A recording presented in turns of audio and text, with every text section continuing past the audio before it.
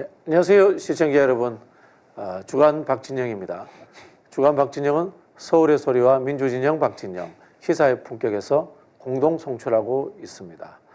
자, 오늘 저하고 같이 진행하시는 백종훈 박사님 나오셨습니다. 안녕하세요. 백종훈입니다. 사실 이 스튜디오 안에 저희가 모니터링 할 수 있는 화면이 있는데 박지영 교수님도 그렇고 저도 그렇게 이렇게 늙어 보이죠? 마음고생을 좀 해서 그런가요? 이제 영혼이 피폐해집니다. 그런 부분이 있습니다. 우울증에 안 걸리려고 일부러 하루에 한 번 더 웃고 있습니다. 네. 저는 어떤 분이 그 만화도 그렸더라고. 보셨어요? 요즘 그 인터넷상에 화제예요. 그 그림 한번 보여주실까요? 예.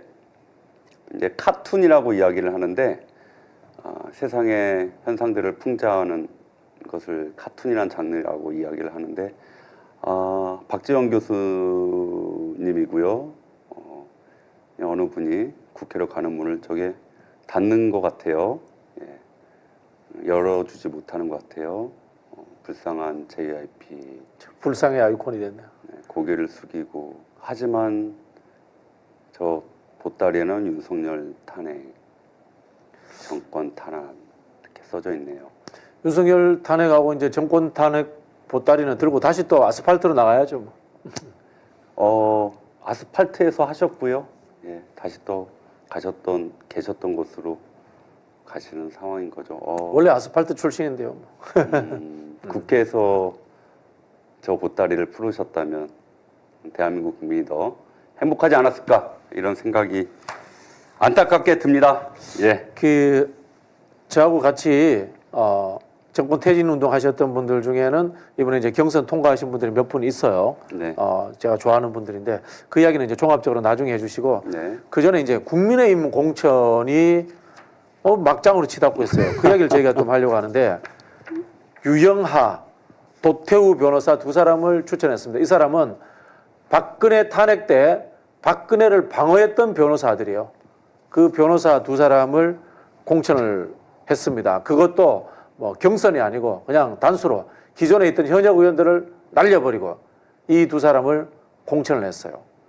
그래서 저희가 그 중에서도 유영하 변호사, 박근혜의 최측근입니다. 이분이 단수 공천받은 지역의 민주당 국회의원 후보. 네. 저희가 예전에 한번 출연했습니다. 권택흥 후보를 다시 한번 연결해서 네. 현재 상황과 입장을 한번 들어보려고 합니다. 네. 대구에는 권택국 후보 나와주시죠. 대구의 미래, 성서의 희망, 더불어민주당 국회의원 후보 권택흥 나와주시죠. 예. 네, 반갑습니다. 네, 안녕하세요. 네. 네, 근데 권택흥입니다. 유영하 후보는 저렇게 얼굴이 매끌매끌해요. 유영하 후보가 나이가 네. 많아요. 우리 권택흥 후보가 나이가 많아요. 아니죠. 유영하 후보가 나이가 많죠. 그렇습니까? 네. 저는 현장에서 주민들과 함께 생사고를 같이 하다 보니까 조금 얼굴이 텄습니다. 네네. 우리 유 후보는 박근혜 대통령 옆에서 꽃길만 걸어서 얼굴이 좀 뽀얗죠. 유영하 후보와 네. 박근혜 대통령은 무슨 이런 인연인 거예요, 이게. 그냥 단순히 변호사라고 보기 어려울 정도의 이런 그 과도한 이 특혜 아닌가요? 아니, 뭐, 오랜 세월 박근혜 대통령을 측은해서 모셨기 때문에, 사실 이번에 뭐 공천 과정도 보니까, 오로지 이제 박근혜 대통령도 유영하 변호사만 챙기는 이런 과정으로 진행이 됐습니다. 예컨대 지난 2월 5일 날, 박근혜 대통령이 유례 없이 북콘서트를 열었었거든요, 대구에서. 그 당시에도 많은 그 친박들 인사들 다 배제하고 유영하 변호사만 챙기더라고요.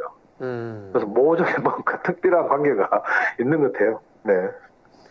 지역민들의 지금 반응은 어떻습니까? 그 국민의힘 국회의원이 현역 의원이 있었을 거 아니에요? 네, 홍석준이라고 있었는데요. 지금 사실 뭐 박 교수님 잘 아시지만 대구 같은 경우에는 국민의힘 공천 과정이 지역에서는 본선 성격을 가지거든요. 아직까지는. 그래서 지역에 있는 국민의힘 당원들이나 국민의힘을 지지했던 많은 분들이 이번에 유영하 변호사가 경선도 없이 단수 공천을 받는 바람에 자신들이 국민의힘 경선 과정에 투표권 행사할 수 없는 상황으로 배제가 되어서 거의 뭐 분노 게이지가 권태흥을 밀자 이런 분위기가 밑바닥에서 확 일어나고 있는 상황입니다. 그러면은 지역에서 국민의힘 당원들의 탈당이라든가 현역 국회의원이 탈당하고 뭐 그런 일까지는 가진 않죠? 네, 그 현역 의원이 홍석준 의원인데 이분이 그 대구시 경제국장 출신이거든요. 네, 알고 있습니다. 저는 오랫동안 개인적으로. 이제 네. 관료를 하다 보니까 그 정도 이제 그 야성은 없는 거고 오늘 그 입장을 발표했어요. 그래서 당의 결정을 겸허히 수행하겠다. 이렇게 꼬리를 내려버렸습니다. 네. 자, 이게 보면요. 네. 박근혜 대통령이 최근에 윤석열 대통령하고 자주 만났어요. 3번을 만났습니다. 그게 결국은 이제 총선 전략으로서 박근혜의 입을 막아 놓아야 된다. 이거 역시 입틀막이네요. 어떻게 보면은. 그렇죠. 사실 이제 1월 달에 유영하 변호사가 달서구갑 출마 선언을 했었거든요. 출마 선언할 때부터 주변 지역 정가에서는 이미 뭐 공천은 확정된 상태에서 뭐 공천 신청을 받거나하는 거는 요식행위 아니냐 이러한 이야기들도 많이 있었고 또 그런 과정에 대한 배경에는 지금 윤석열 정권의 실정에 따라서 이번 총선에 심판을 받을 수밖에 없다는 위기감, 이 위기감을 조금이라도 극복해보고자 박근혜 대통령의 도움을 받아야 했다라는 판단에서 모종의 밀실야합을 한 거 아니냐 이러한 이제 예측들이 지배적이었습니다. 네, 알겠습니다. 자, 그럼 마지막으로 우리 권태긍 후보는 이런 상황에 대해서 어떤 전략으로 헤쳐나가시려고 하는지 한번 계획을 좀 말씀해 주십시오. 저는 사실 지난번 총선에서도 저희 대구가 지금 경제가 완전히 추락했거든요. 특히 저희 지역은 성서 산업단지가 있는 지역인데 공단 가동률이 60%대로 떨어져 있습니다. 그래서 어쨌든 노후산단을 대개조하는 정책을 가지고 지난번 홍석준 후보와 경선을 했었고 이번에도 우리 대구나 성서 지역의 가장 중요한 과제는 노후산단을 융복화 3단으로 전환하는 문제, 박 교수님 전문이신 스마트 팩토리를 전환하는 문제, 이런 지역의 현안들이 가장 중요하거든요. 근데 유영하 변호사는 이런 거에 대해서 전혀 잘 모르기도 하고 대구 실정도 모릅니다. 오로지 박근혜 대통령 후광만 있고 국회의원이 되겠다고 날라오신 분이기 때문에 제가 한 5년 동안 지역에서 지역 주민들과 함께 지역의 경제 발전 문제 또 민생 문제를 가지고 밭을 갈아왔기 때문에 유영하는 박근혜의 후광을 가지고 출마했다면 전 오로지 대구와 성서 지역의 경제적인 토양, 산업 대전환을 위한 정책을 가지고 맞짱 승부를 가져갈 생각입니다. 네, 우리 저기 권태경 위원장님 그 적폐 세력의 부활에 네. 마지막까지 좀 힘써서 막아주실 것을 부탁을 드리겠습니다. 네, 교수님. 예, 인터뷰 감사합니다. 한 말씀만 더 드리겠습니다. 제가 지난번 국정농단 당시에 박근혜 퇴진 대구 촛불 상임 대표를 지냈습니다. 아, 그러시군요. 네네. 네, 그래서 개인적으로는 대구에서 박근혜 적폐의 치마자락을 잡고 정치적 재개를 꿈꾸는 유영하 변호사는 반드시 제가 목숨을 걸고라도 이겨야 합니다. 그런 각오로 싸울 테니까 우리 서울의 소위 우리 박 교수님, 백 교수님 많은 관심과 응원 부탁드리겠습니다. 네, 승정 파이팅입니다. 발휘해드리겠습니다. 네, 파이팅 하시기 바랍니다. 네, 파이팅입니다, 고맙습니다. 선배님. 네, 지금 이 유영하 씨는요 대구 달서갑에 공천이 됐고요. 그다음에 도태우 씨는 대구 중남구에 공천이 됐는데요. 도태우 씨에 대해서 좀 소개를 시키면 노태우 아닙니다. 도태우입니다. 도태우. 도둑놈 할 때 도태우입니다. 이분은 5.18 관련해서 망언을 하신 분이에요. 그렇죠. 5.18 민주화 운동 당시에 북한군이 내려왔다는 의혹이 있다. 뭐 이런 류의 이야기를 했던 분인데요. 지금 이제 5.18 정신이라는 것이 여야가 합의가 다 끝난 상황이에요. 그리고 지금 헌법 전문에 수록된다. 뭐 이 정도 이야기까지 있는 상황이면 이런 분은 한국 사회의 역사와 체제를 부정하는 분이에요. 이런 사람을 공천해놓고 표를 달라고 한다. 이거는 참 더불어서 또 황교안, 민경욱과 함께 4.15 총선 부정선거까지 제가 제일 싫어하는 주장했었죠. 선거 부정. 예. 네네. 도둑놈의 도, 노태우의 태우 이름이 좀 도태우 국민의힘 후보. 네, 알겠습니다. 근데 저희 TV가 그 남태호 TV에도 같이 중계가 되는데요. 남태호 씨하고 도태우 씨는 아무 관련이 없다는 것을 알려드리겠습니다. 딸탈 남쪽. 예. 저는 이런 생각이 좀 듭니다. 그 권태긍 후보 말씀을 듣고 이게 갑자기 지금 박근혜 탄핵이 좀 이슈가 됐어요. 네. 위대한 대한민국 국민의 촛불 혁명, 해외에서 불어하는 새로운 시의 모델이었거든요. 그러면 저는 서울, 경기, 인천에 있는 국민의힘 후보에게 민주당 후보들이 물어봤으면 좋겠어요. 국민의힘 후보로 대구에서 이렇게 탄핵 반대 세력이 탄핵 공천받았는데. 반대 세력이 공천받았는데 너는 거기에 대해서 당신은 거기에 대해서 찬성하냐 반대하느냐. 아우 좋네요. 전선이 그어지잖아요. 네. 굉장히 좋은 저희가 또 이거를 역책할 수 있는 방안이 될 것 같습니다. 네, 알겠습니다. 자, 이제 저희가 원래 말씀드리려고 했던 민주당 공천 전반에 대해서 저희가 한번 평가를 한번 해보겠습니다. 전체적인 이야기를 쭉 한번 해주시죠. 네. 네. 3월 6일 날 지난 수요일이죠. 10시에 19군데 경선 지역의 결과가 발표되었습니다. 19군데요. 거기 이제 뭐 다 소개를 드릴 수는 없고요. 몇 군데 좀 우리 시청자들이 관심 있어 하시는 곳들. 제가 보기에는 서울 은평을 이제 강병원 현역 의원이죠. 여기 이제 김우영 전 은평구 청장이 경선에서 승리를 했어요. 여기는 또 김우영 전 청장 같은 경우에는 사실 조금 이견들이 있었잖아요. 당내에서. 어떻게 좀 생각을 하시나요? 아니 이거는 뭐 강원도 갈 때 당에서 요청했다 같은 거기 때문에 저는 뭐 얼마든지 돌아올 수 있다고 생각하고요. 뭐 또 다른 예를 들자면 양문석 후보가 네. 경남에서 3번 출마했잖아요. 그리고 안산으로 옮겼다고 그게 또 네. 말이 많았거든요. 그러면은 영남이라든가 강릉 같은 민주당 당세 취약 지역 험지에서 출마한 사람들은 평생 거기서 고생만 하란 말입니까? 그렇죠. 이것도 저는 공정하지 않다고 봐요. 그리고 늘 말씀드리지만 국회의원은 지역 땅덩어리를 대표하는 것이 아니라 국민을 대표하고 국민을 위해서 일하는 거기 때문에 저는 지역구 옮기는 거에 대해서 전혀 거스름이 없다 그런 생각이 듭니다. 본인들이 영토라고 생각을 하는 것 같아요. 그러니까 본인들의 기득권들이 뭐 성이고. 자기들 예. 땅덩어리라고 생각하는 것 같아요. 네.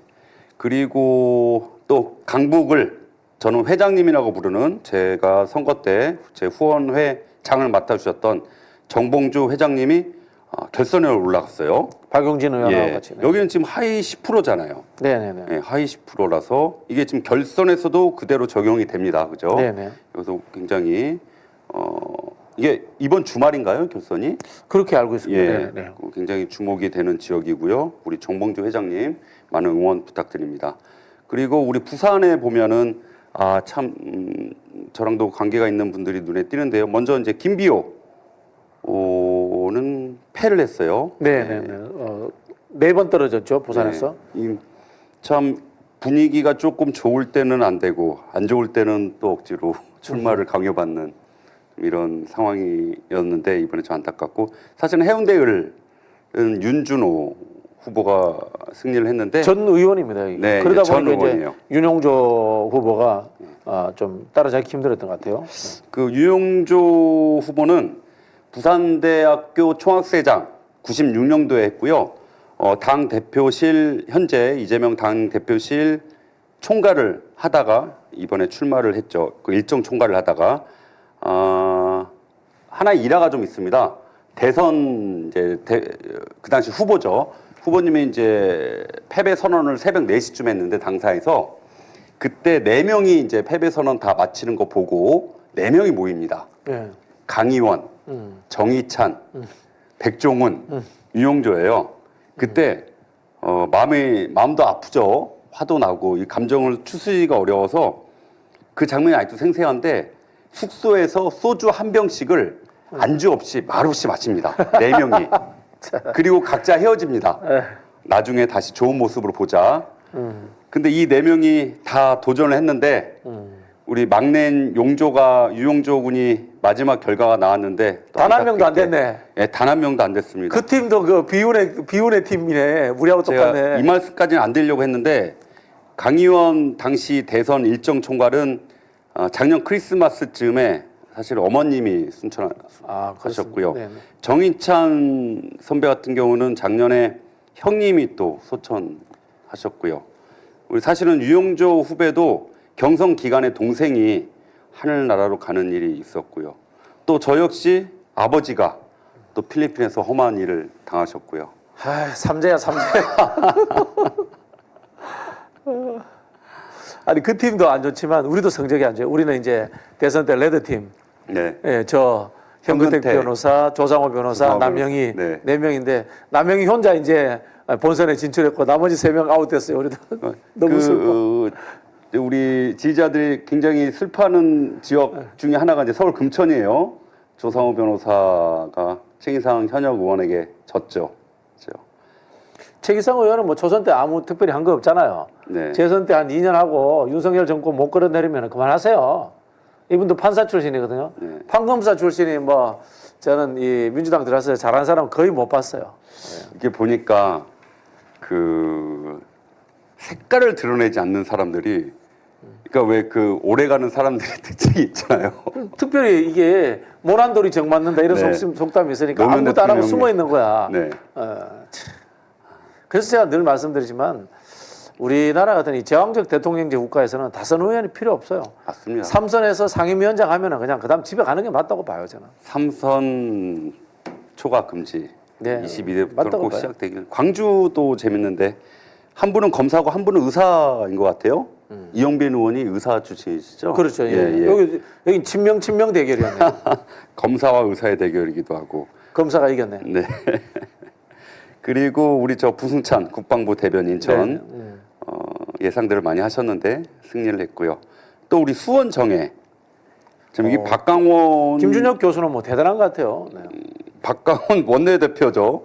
예, 직전까지. 근데 원내대표를 이기고 이렇게 승리를 했습니다. 대단합니다. 김준혁 교수는 이 지역구가 만만치 않은 지역이에요. 수원 광교입니다. 네. 수원에서 가장 잘 사는 지역이고 상대 후보가 이수정입니다.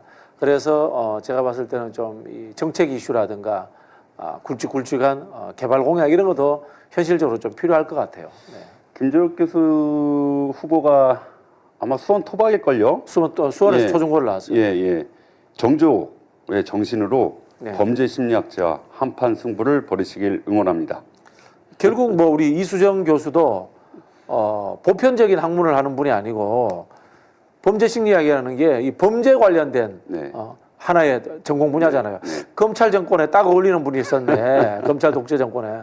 그런 검찰 독재 정권에 뭐라고 해야 되나 좀 하수인은 과한 표현이고 분점 뭐 이런 느낌이 드는 분이시네요. 네. 그러니까 저희가 봤을 때는 사실은 이제 저 정권은 악의 세력이라고 보이니 저들의 범죄들을 좀 분석할 수 있는 전문가가 우리가 필요한데 오히려 지금 이수정 후보 같은 경우는 저분들이 범죄하는 것들을 보호해주는 뭐 그런 역할을 느낌이- 할 수도 그런 이런 느낌이 느낌이 들어요. 예. 또 하나는 이제 충북인데요. 노영민 비서실장, 임종석 비서실장. 요건 우리가 만세를 안 부르죠. 네. 민주주의 만세, 만세. 당원 민주주의 만세. 네. 민심이 천심이고 역시 민심이 민주당의 당원들은 대단하십니다. 살아있다. 야, 전직 비서실장을 청와대 비서실장을 당원 투표에서 네. 경선에서 떨어뜨렸다. 민주당의 민주주의는 살아 있습니다. 이 행간에는 그게 숨어 있는 거잖아요. 윤석열 정권을 탄생시키는데 네. 어떠한 이유가 있다. 그거를 지금 보여주는 거잖아요. 네. 예. 근데 재밌는 거는 수요일이잖아요. 보통 우리가 이제 금메달을 따고 막 이럴 때 올림픽 때 네네. 슈퍼 선데이 뭐 이렇게 이야기를 하잖아요. 그러니까 저희 지지자들은 슈퍼 수요일이라고 이렇게 이야기를 하더라고요. 슈퍼 수요일, 당원들이. 네. 근데 언론을 보면 피해 수요일, 비명 행사, 친명 횡재의 날이라고 또 표현을 해요. 저는 이건 전혀 안 맞다고 봐요. 네. 예를 들어서 컷오프를 했다. 치면은 뭐 피해 화요일, 피해 수요일 이렇다고 볼 수 있는데 이거는 컷오프가 아니고 경선을 했잖아요. 민주적 절차를 갖췄기 때문에 그거는 저 굉장히 나쁜 억지 프레임이다. 그런 생각이 들어요. 네. 그래서 뭐 우리 민주당 이해찬 전 대표부터 시텐 공천이 문재인 대표가 이해찬 대표, 문재인 대표, 지금 이재명 대표까지 시텐 공천이 자리를 잡았고요.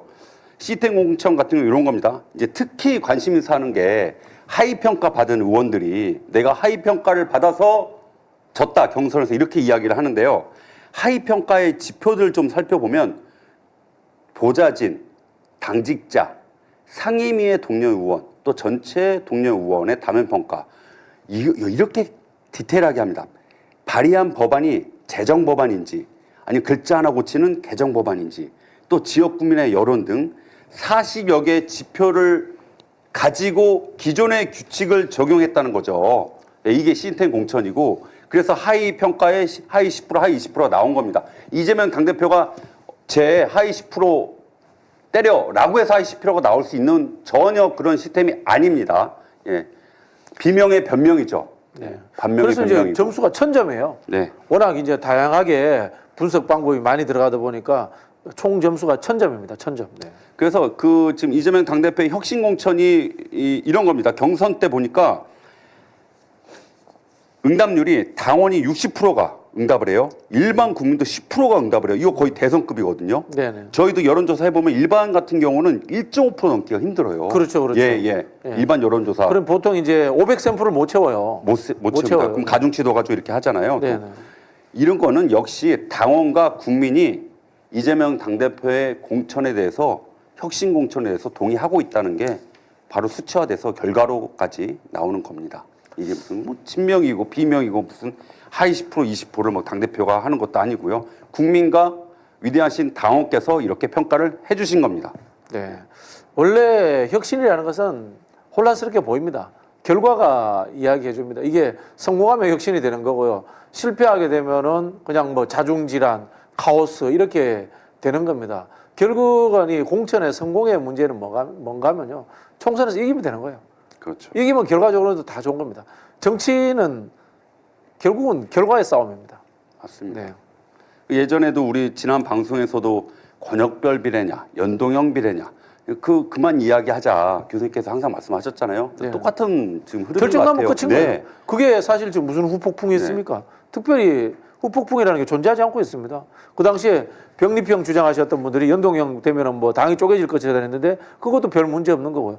또 뭐 연동형이 되었다고 해서 뭐 크게 뭐 있지 않습니까? 외부 세력과의 극단적인 마찰이라든가 나눠먹기가 있는 것도 아니고 뭐 결국은 시대 정신이라는 것은 그게 아니라 윤석열 정권의 퇴진과 대한민국의 정상화라는 다른 시대 정신이 훨씬 더 크게 존재하고 있는 거예요. 그러니까 그 이제 이번 총선은 윤석열 퇴진에 찬성하는 세력, 퇴진할 수 있는 세력과 윤석열 정권을 수호하려고 하는 세력. 그렇죠. 이 양 세력 간의 대결인 겁니다. 네네. 이 큰 전제에서 모든 것들을 생각을 해야 되죠. 네. 그 사고의 틀로.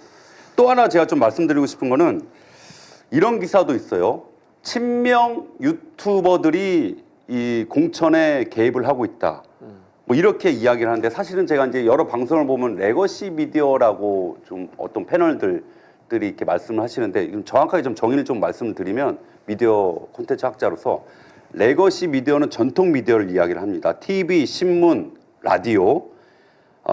그에 반대되는 게 올드 미디어에 반대되는 게 전통 미디어에 반대되는 게 뉴 미디어거든요. 그게 디지털 미디어. 근데 웹 기반에 되어 있는 디지털 플랫폼상에서 생산, 유통, 소비가 되는 사실은 조선일보의 인터넷판은 레거시 미디어라고 볼 수가 없어요. 아 그래요? 디지털 뉴 미디어예요? 웹상에서 그렇죠. 예. 그런 데서도 나쁜 짓을 하더만. 그래서 레거시 미디어라고 표현하는 게 조선비즈. 아니고 예. 조선비즈가 민주당을 악의적으로 까는 뉴스를 뭐 만들어내는 그 온상이에요, 온상. 그러니까 레거시 미디어가 아니라 정확한 표현은 수구 보수 언론이라고 수구 보수 언론이다. 이야기하는 게 수구 언론이다. 맞습니다. 예. 네. 그래서 그 지금 뉴 미디어이기 때문에 유튜브라는 거에 대해서 이렇게 좀 하대하는 그런 그 수구 언론이 이런 느낌이 제가 좀 받아요 기사에. 유튜브 공천에서 우리는 왜 떨어졌어요? 그건 저기 말이 안 되는 것 같고요. 자, 블랙핑크 구독자 수가요 5,300만 명입니다. 누적 조회수가 138억 회고요. 유튜브. 예. 그 지금 유튜브 보시면요, 여러분 커뮤니티 기능이 있어갖고 게시글 기능까지 와요. 네. 그게 나중에 이제 SNS, 페이스북이나 X처럼 갈 겁니다. 이런 시대의 흐름에 엇갈려서 이렇게 다른 말을 하면 안 되고요. 그리고 혹시 공천에서 잘못되신 분들 유튜브 출연하시지 그랬어요. 하시지. 하면은 또 악플 나오고 조회수 안 나오고 본인이 어떻게 했는지 뽀록 나잖아요. 그래서 안 하신 거잖아요. 이제 와서 또 유튜버 탓을 하세요. 예. 그러니까. 본인의 의정 활동 탓을 하십시오. 예. 자, 마지막 주제입니다. 이것도 유튜브 이야기예요. 총수님, 이번에는 몰빵론 안 하시나요? 이 총수님 누굴까요? 자, 한번 댓글 한번 달아봐 주세요. 이 총수님 누구실까요? 공장도 운영하시는 분인 것 같고. 아, 공장도 운영하시고 광선검도 갖고 계시나? 예, 이번에 아침에 그 옆에 파트너분이 또 바뀌셨죠? 네, 네, 네.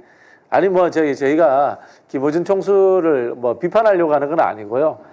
제목을 이제 이렇게 좀 자극적으로 한번 뽑아봤습니다. 네. 이야기는 지난번에 이제 김어준 총수가 몰빵론 이야기했다는 거죠. 네. 한번 설명해 주시죠. 네.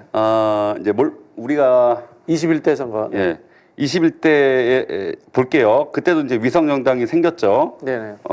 민주당에서는 더불어시민당을 냈습니다. 네네. 17명이 당선이 됐습니다. 33%의 의 지지율. 득표였습니다. 당시에 열린우리당이 또 있었어요. 네, 열린민주당. 열린민주당이죠, 그렇죠. 네네. 열린민주당 정봉주 회장님이 또 이렇게 힘을 쓰셨던 열린민주당이 13%까지 지지율이 오른 적이 있어요. 네네네. 실제로 득표는 5.4%를 했는데 그때 3명의 의원이 탄생을 합니다. 김진애, 여러분 좋아하시는 또 최강욱, 또 강민정 이 세 분인데 강민정 의원은 이번에 불출마했고요. 최강욱 의원은 열심히 싸우시다가 지금은 예. 그 저기 이제 김진애 의원은 의원은 나중에 이제 서울시장 김의겸 출마하고 김의겸 의원이 승계 주기도 했죠. 예. 근데 오히려 더불어시민당의 17명 중에는 조정훈 씨가 있어요. 조정훈 국민의힘으로 간 조정훈 더불어시민당 출신입니다. 네. 또 한 명 양정숙. 양정숙 의원 개혁신당 네. 이준석 당으로 네. 갔습니다. 그래서 오히려 지금 몰빵을 했는데 조정훈 국민의힘, 양정숙 개혁신당. 근데 오히려 열린 민주당이라고 했는데 김의겸, 최강욱이라는 나름 화려한 친명이라고 스타, 누구나 다 이제 화려한 스타, 화려한 의정활동, 유사한 네. 정권과 아주 강하게 싸웠던. 예. 그래서 이 당시에 몰빵론이라고 했는데 이 두 분은 오히려 빵에 곰팡이가 나버렸고. 그렇네요. 예. 몰빵을 못 받았던 아주 작은 빵은 오히려 큰 빵이 돼버렸고. 네네. 예. 이때 제가 뒷이야기를 해드릴게요. 정봉주 의원이 전 의원이 창당을 하려고 준비를 했습니다. 준비를 해서 이제 저를 찾아왔어요. 좀 도와줘. 그래서 제가 혼자 하면 안 됩니다. 일단 민주당하고 상의를 하세요. 그래서 민주당하고 상의를 했습니다. 상의를 했고 초창기에 민주당이 정봉주 전 의원한테 해봐 한번 괜찮은 것 같네 그렇게 된 거예요. 그래서 정봉주 전 의원이 손혜원 의원을 만납니다. 그래서 두 사람이 의기투합해서 만들기 시작합니다. 그때까지만 해도 민주당은 위성정당을 어떻게 만들 것인지에 대한 구상이 없었어요. 그러다가 정봉주 전 의원을 굉장히 싫어하는 와이모 의원 아닙니다. 와이모 씨. 의원이 네. 아닌 와이모 씨. 네. 예, 아실 겁니다. 그분이 무슨 소리냐. 위성정당도 민주당이 주도해야 된다. 아마 그렇게 의견을 냈다라고 소문이 나 있어요. 그러면서 민주당과 교감하면서 준비하려고 했던 정봉주 의원을 팽시킵니다. 팽시키고 그 팀들이 주축이 돼서 이 위성정당 더불어시민당을 만듭니다. 이름도 없고 황당무계한 의원들이 수두룩했던 그렇죠. 그 당을 만드는데요. 그때 정봉주 의원이 붕괴해가지고 한 말이 민주당이 나를 쓰레기 취급해 그러면서 막말을 했어요. 그래서 지지율이 뚝뚝 떨어지는 거야. 13% 갔던 지지율이. 당시에 민주당이 열린민주당으로 들어온 사람은 복당을 불허하겠다고 했어요. 다 실제로. 합당했는데 뭐 나중에. 예, 예, 복당. 근데 제가 좀 찾아봤거든요. 21대 총선의 열린민주당의 공약이 무엇이었나 보니까 네. 지금의 공약이랑 비슷해요. 세요. 수사권, 기소권 독립, 검찰 개혁, 언론 오보 방지, 언론 개혁, 국회의원 국민소환제. 이거 와. 지금도 못 이루고 저희들이 지금 공약으로 내었잖아요. 그러니까 이때가 진짜 제대로 된 개혁파 스타 의원들이 열린민주당을 통해서 들어온 거예요. 네. 그래서 이제 저희가 이 주제를 잡은 것은 그때 김어준 총수님이 몰빵론으로 해가지고 열린민주당을 엄청나게 우리 속된 표현을 갈궜거든. 그래서 아직도 몰빵론입니까? 라고 저희가 이제 질문하는 거예요. 근데 이번에는 몰빵론 이야기 안 하시네. 네. 왜 이번에, 그렇죠? 왜 이번에는 우리 김어준 총수님이 몰빵론 이야기 안 하시죠? 지난번에 더불어시민당, 열린민주당 있었으면 이번에는 더불어민주연합과 열린민주당과 아주 유사해 보이는 조국혁신당. 조국혁신당이 네. 있는 거죠. 네. 이제 왜 저기 총수님 몰빵론 이야기 안 하세요? 3월 7일 한국일보의 여론조사를 보니까 더불어민주연합이 21% 지지율, 조국 혁신당이 15%예요. 많이 나오네요. 비례대표. 예. 예. 이런 경우에는 어떻게 해야 되죠? 몰빵이 어려울 것 같은데요, 이제는. 그때하고는 또 관계가 다릅니다. 다른 게 그 당시에는 열린민주당하고 민주당이 관계가 안 좋았어요. 말씀을 했지 않습니까? 복당 안 시켜주겠다. 이런 식으로 이야기했잖아요. 근데 지금은 조국 장관하고 이재명 대표가 연대해서 역할 분담을 하자라는 이야기를 두 사람이 만나서 이야기를 했습니다. 네, 했죠. 그래서 이제 지난번처럼 이 큰형님이 막내 동생을 때리고 막 괴롭히는 이런 형국이 아니에요. 막내 동생이 찾아왔을 때 이재명 대표가 너그럽게 열심히 같이 합시다라는 이야기를 한 상황이다. 상황은 그런 또 차이가 있습니다. 네. 그리고 이제 문제는 이제 지지율 문제인데 저는 이제 더불어민주당이 지지율이 빠진 거는 공천의 혼란의 와중이라고 봐요. 결국은 수습이 될 겁니다. 수습이 되고 지금 조국 혁신당이 지지율이 높게 나오는 거는 메시지가 선명하고 간단하거든. 윤석열 정부 퇴진, 그 다음에 뭐 검찰 개혁 이런 이야기 나오는데 제가 봤을 때는 이재명 대표도 지금 공천 끝나고 서울 양평 고속도로 가고 그렇죠. 이슈를 만들어가는 게 네. 윤석열 정권과 정면 대결하겠다는 의지를 보이기 때문에 네. 민주당 지지율이 저는 올라갈 거라고 봅니다. 네. 또 신제품 좋아하시는 분들이 또 뭐 그런 분들은 이제 조국 신당 뭐 좋아하죠. 컨벤션 효과. 네. 그렇자 우리 백종원 박사는 몰빵론입니까? 하객진입니까?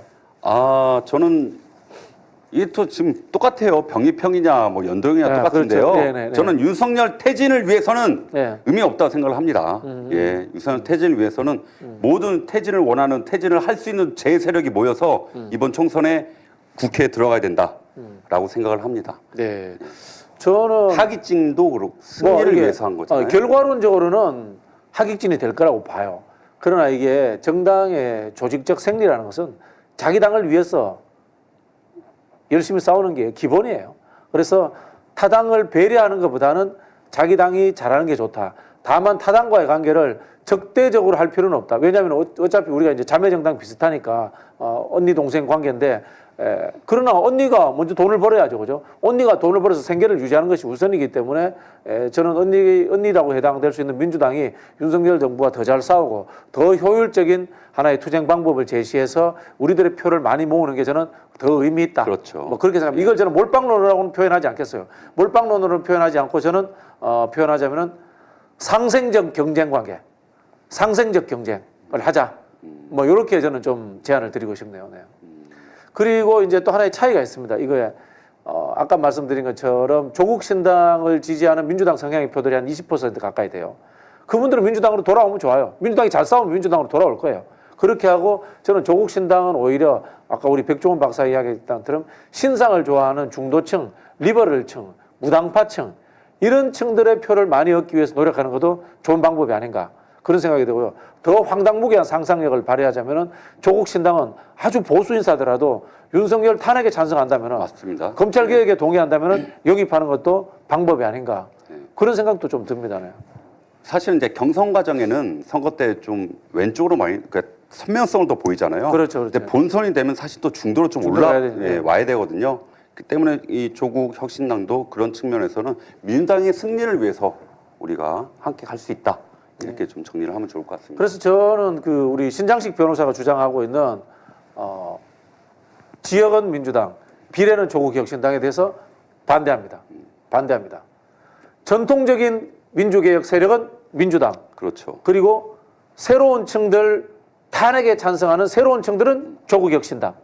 이렇게 해서 서로의 상생이 돼야지 같은 파일을 가지고 찢어먹자는 식의 저는 이 역할 분담론은 아니라고 생각을 합니다. 그러니까 박근혜 탄핵에 찬성했던 찬성했던 보수들도 있고 중도들도 있어요. 촛불 시위를 했던 보수와 중도들이 민주당은 좀 그래. 그렇다면 하기증 조국 신당 찍으세요. 조국 신당 찍으세요. 그렇게 확장하는 그렇게 거죠. 가는 거지. 우리 살을 떼내서 억지로 주겠다라고 논리는 별 필요는 없다는 거죠. 그래서 몰빵론이 여기에는 이제 안 먹힌다는 겁니다. 네네네. 그래서 뭐 살짝 이야기하면은 뭐 제대로 민주당에 있으니까 몰빵론 비슷하게 이야기한다 그렇게 이야기하지만 저희는 민주당 소속이니까 네. 우리는 또 우리의 조직 논리가 있는 겁니다. 그렇죠. 그 조국 혁신당은 조국 혁신당의 조직 논리가 있는 거예요. 아니 저희가 조국 혁신단 찍으세요라고 어떻게 얘기를 합니까? 그렇게 할 수는 없죠. 예. 네. 그리고 조국 혁신당 망하라고라고도 절대 이야기하지 예. 않습니다. 우당이라고 이야기합니다. 그리고 같이 잘 싸우자라고 이야기를 합니다. 그러나 지지층을 받는 부분에 있어서는 우리는 우리의 전통적 지지층을 챙기겠다. 그리고 조국 혁신당은 저 신장식 변호사처럼 정의당 지지했던 분들 표를 받으시고 그다음에 뭐 중도 표도 받으시고 탄핵에 찬성하는 보수표도 받으시고 그렇죠. 이렇게 해서 더 확장하시라. 네. 더 확장해서 윤석열 정권을 내려앉히는데 필요한 상황들이 벌어졌으면 좋겠습니다. 네. 오늘 저희가 이런 이야기를 드린 건요. 몰빵론 또는 반대로 하객진론을 가지고 적대적 관계를 형성해서 과도하게 상호 비방하는 그런 상황까지는 가지 말자라는 취지에서 저희가 한번 그러면 제안을 드리는 겁니다. 누가 좋아하겠습니까? 그렇죠. 그렇게 싸우면 그렇죠. 윤석열이 좋아하는 겁니다. 네네. 뭐 몰빵론 주장하셔도 되고 하객진 주장하셔도 돼요. 그건 뭐 본인의 논쟁이니까. 그러나 타당에 대해 가지고 극단적인 비난이라든가 인물에 대해서 마타도를 한다거나 그런 일은 없었으면 좋겠지 않는 취지입니다. 네. 뭐 짜증나 꺼져 이런 말 하지 마세요. 댓글 지금 말씀 들으셨잖아요. 예, 그 지지하시면 지지하시면 돼요. 근데 지지하신 분도 윤석열 탄핵에는 찬성하시잖아요. 이렇게 싸우지 말라고 지금 말씀드렸더니 그래요. 저 서로 위민하자 이 댓글이 좋으시네요. 그러니까 이거 보세요. 이러다가 한 6개월 후에 또 합당해버리거든요. 그럼 할 말 없어져 또. 그때 죽도록 싸웠던 게 할 말 없어져.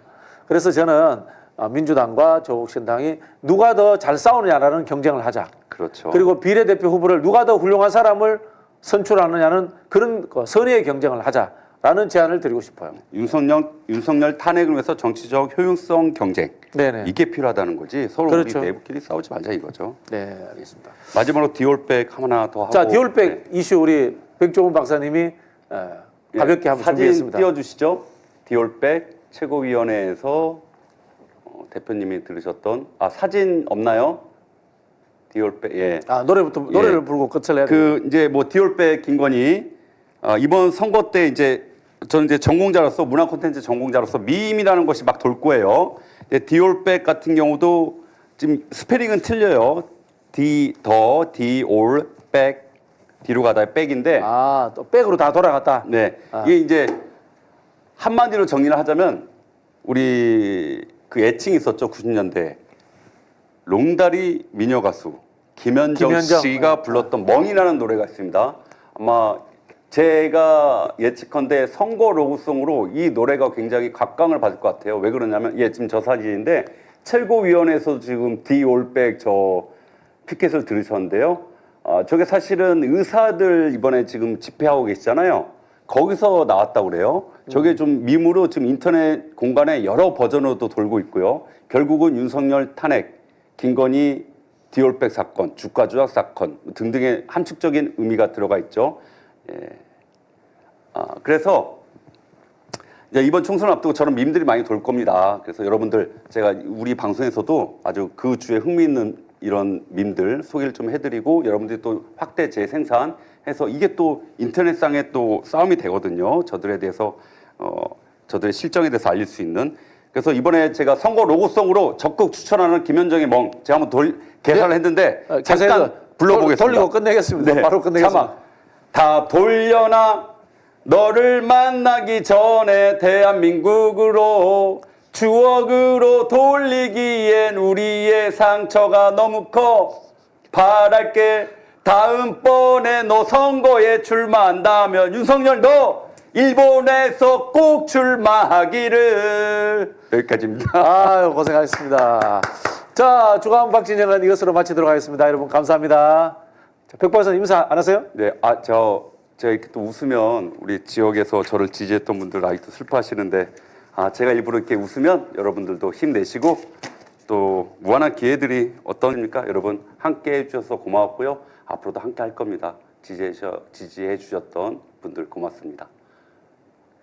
감사합니다. 자, 안녕. 다음 주에 만나요.